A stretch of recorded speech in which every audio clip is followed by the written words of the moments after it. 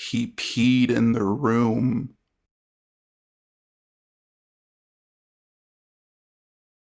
Years ago, my mom told me about something that happened to her in college, and to this day it is still one of the most horrifying things I can imagine waking up to. She still uses it to remind me to always be vigilant and lock my dorm room. Cue story. When my mom attended college, she lived in a regular student dorm, and back then security was more basic than it is nowadays. She had a roommate that would often come home super late, drunk and high, and would forget to lock their dorm room. It drove my mom crazy. It's one of those nights where her roomie came home drunk and passed out, forgetting to lock their door again. My mom is fast asleep when some ninja instinct deep in her soul makes her wake up. She doesn't move, but something feels weird, like she's being watched, and she somehow senses a presence nearby. Opening her eyes, she sees the shadowy figure of a man standing at the foot of the bed, watching her, and there's something in his hand that looks like a knife. My mom sits straight up and the man dashes out of their room just as my mom starts screaming at her roommate to wake up. Terrified, they call the police, who come in and investigate to see if they can find any evidence. They discover that the man had peed in several spots around the room. There's no way to tell if this was the first time the guy broke in or if he'd done it before. After that, her roommate always remembered to lock their door, and my mom slept with a knife under her pillow. She constantly checks to make sure I'm remembering to lock my door too. I currently live in a college dorm. My mom says she's just thankful that the guy fled as soon as she woke up, rather than attacking. Too long didn't read. Always lock your door, and thank God for my mom's ninja instincts.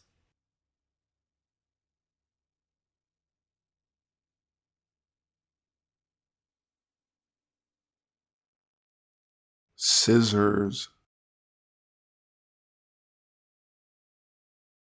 Near 2 years ago, I had moved in with my girlfriend to a small but cheap apartment in Montreal. I had been working night shifts while in university, so most evenings she would call me before bed to talk. She mentioned she kept hearing noises in the evenings and thought it might be mice. I had never noticed the sounds but agreed it was possible, being an old building, so I set traps the next morning.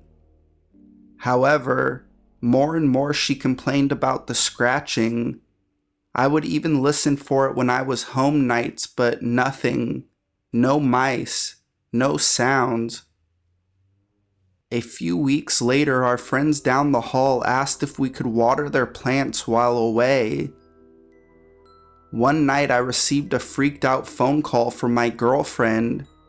She was in the neighbor's apartment and began to hear the scratching again, so she looked through the door hole and seen an old lady scratching at our door with scissors. I ran home while she called the police. It turns out the old lady had picked her and started to stalk her. She knew our schedules well enough that she was coming by only when I was at work, with her scissors each night, hoping to be let in.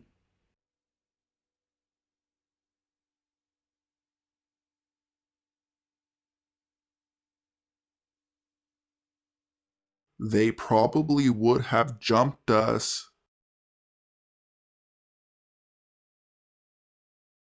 So this happened like 6 years ago, when I was like 18 and my dad was still alive. He drove a tractor trailer and was on the road from Sunday night until Friday night, horrible schedule, and was really tough on a kid who just wanted to hang out with his dad. On Sunday nights at about 11 p.m/midnight, I would drop him off at his truck so I could use his car to get to class. I'm a big dude, so I wasn't worried about being out so late.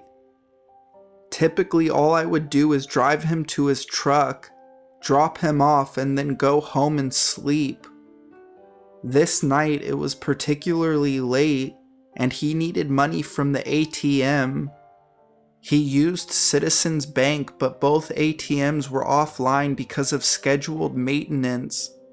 I know because I called the 1-800 number.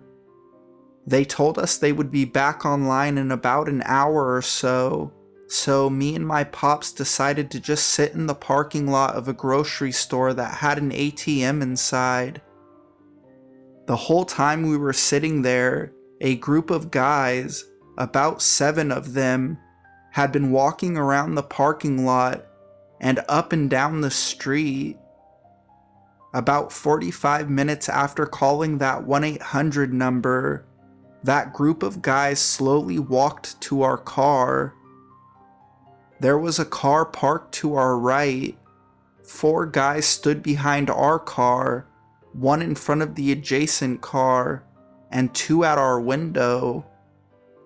1 knocks on my window, a faint smirk on his face, and says, "Excuse me, do you know what time it is?" Me, "It's 1:30. Him, smiling, "I'm sorry, I can't hear you. Can you roll your window down, man?" He could hear me. It was a big window, thin glass. I didn't say anything. I just turned my key and drove away. The guy in front of the adjacent car had shifted in front of my car, but quickly moved when he realized I had no intentions of letting him stop me. Maybe they wouldn't have jumped us, but who the hell surrounds someone's car at 1:30 to ask what time it was? They had phones.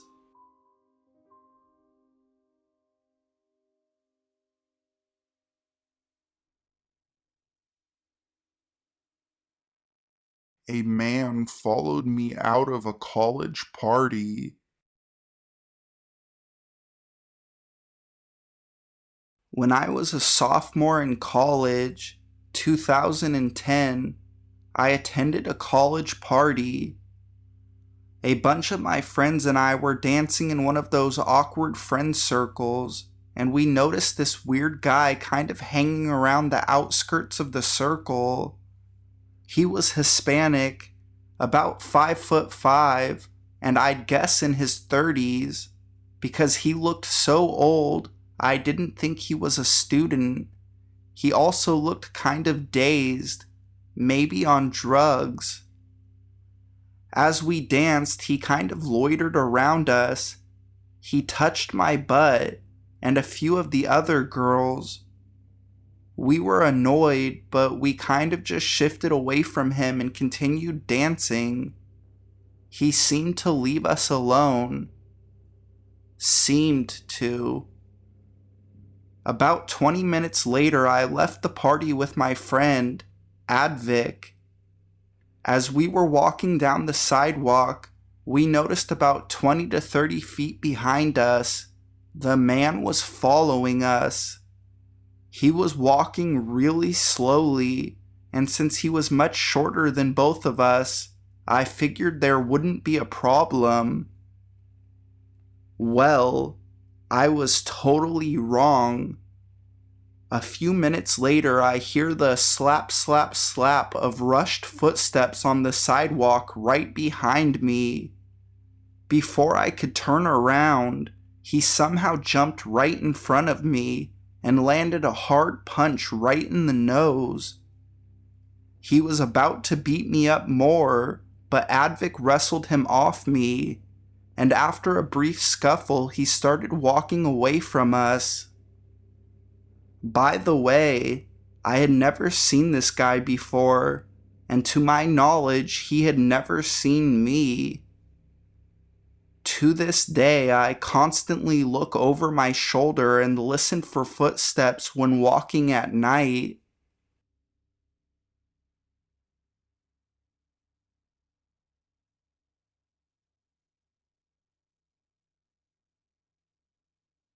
The Old Sanatorium.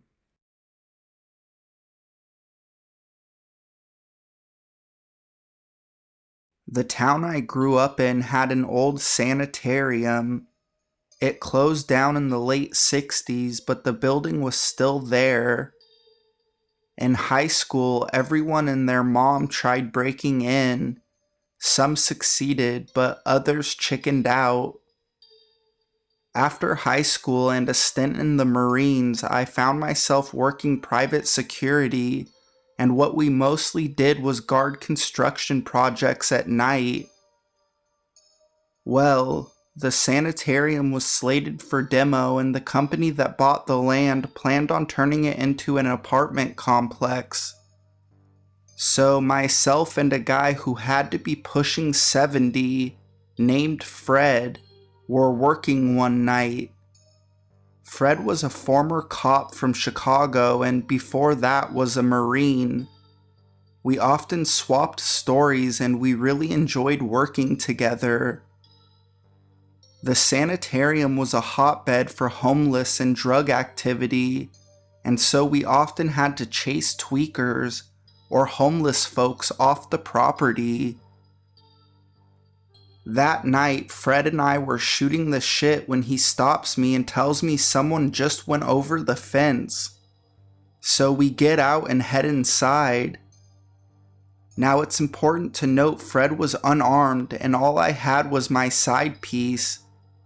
We also had pepper spray, a stun gun, and a baton. So we are headed after this guy who was wearing all black and wasn't responding to our commands to stop. We hear glass breaking and realize this guy must have broken into one of the old administrative offices. We have keys to the door, but the locks are old and it takes us a few minutes. Our protocol was to call dispatch to advise them of a foot chase, so Fred and I did that as I swept the rooms with my flashlight and gun. I'm calling out to this dude, and I hear an evil cackle. It sent a jolt of dread throughout my body, and Fred next to me turned white.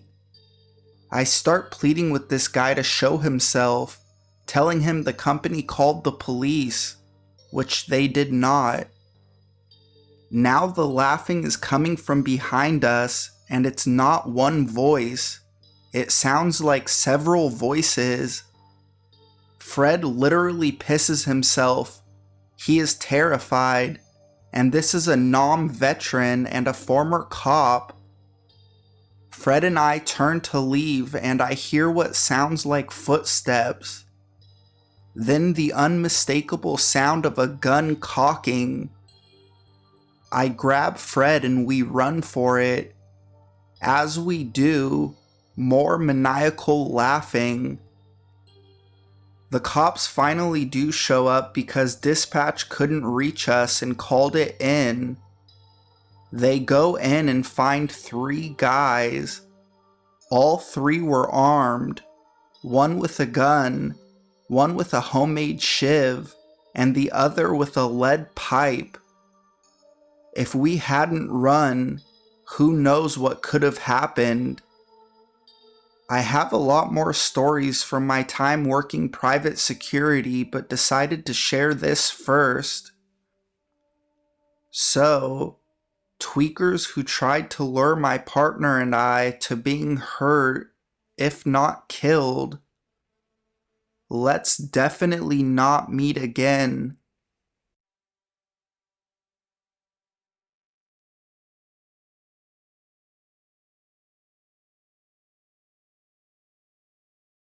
No caller ID.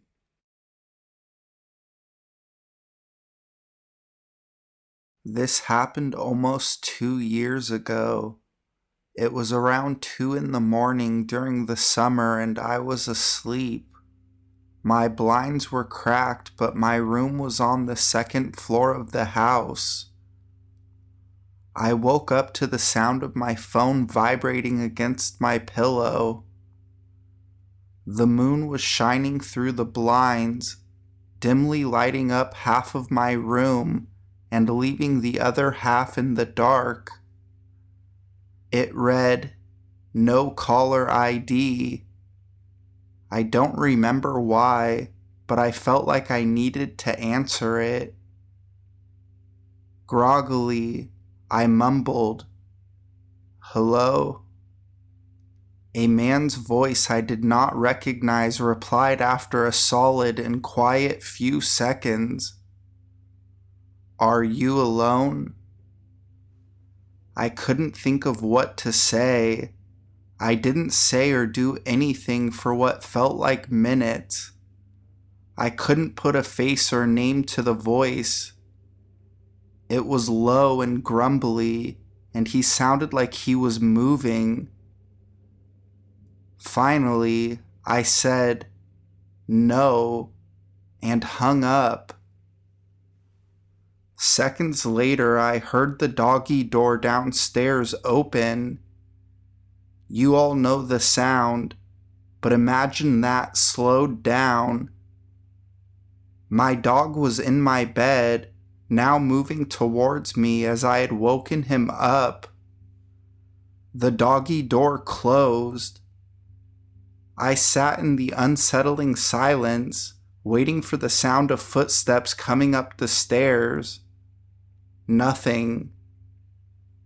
After a few minutes, I slowly got out of my bed and made my way to my window, which overlooked the backyard.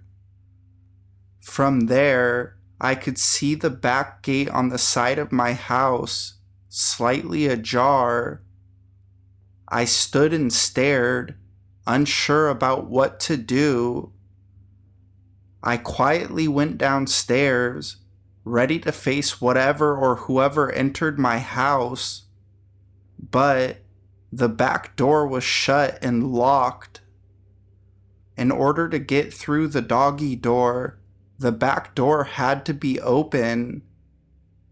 This gave me some relief, but I was still unsettled that someone had tried to enter my house.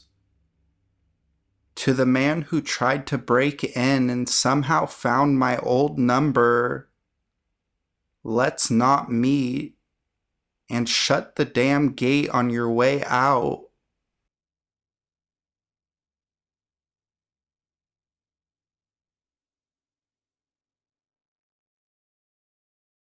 Gas Station Pervert. So I recently made my very first Reddit post here. I was thinking about it some more, and I think I have one more decently creepy story to share. This may not be as scary as some of the stories on here, but it most definitely scared the holy shit out of me. Let me start off by saying that I'm a female. Despite my username, Morning Wood was just oddly hilarious to me. And I've always looked much older for my age. I developed really early, so I've always had some catcallers and such. I've learned to live with it. But one night, my boyfriend was asleep, so I decided to have one of my friends come over. My boyfriend is extremely protective of me, and he doesn't really like me walking places alone, since our neighborhood isn't really the greatest. He's weary of me walking with my female friends as well, but he can handle it. But my friend, we'll call her Grace, came over, and we decided to walk up the street to the UDF. Lots of people might not even know what that is because I'm pretty damn sure that UDF is a mainly northern place, but it's basically a gas station / convenience store. We get there, get what we need, and then stand in the huge line of people at the register waiting to pay. There was a guy standing behind me who was obviously drunk as hell. He was giving me weird vibes, and I kept looking over my shoulder at him. Each time I did, he would smile at me. I was thinking he was probably just a nice guy, nothing to worry about. After a few more minutes, I started to notice that he had his phone out and he was taking pictures of my ass. Every time I looked at him, he'd stop and put his phone down by his side. I was starting to get nervous as hell. Grace wasn't even really paying attention. I honestly should have said something, but my anxious ass couldn't bring myself to do so. We stepped up to the register and he reached out and grabbed my butt hard and smiled at me. Maybe I'm ridiculous and overdramatic, but I started sweating like crazy and my heart was beating so fast. It scared the hell out of me because we had to walk home. I didn't know if he was going to follow us or what. We left the store, and once I was positive he wasn't behind us, I freaked and told Grace what had happened. She was livid. Why the hell didn't you tell me when it happened? I would have kicked his ass. I just wanted to get home. I felt pretty gross, quite honestly. I told my boyfriend when he woke up, and he wanted to go look for him. So, pervy UDF dude, let's not meet.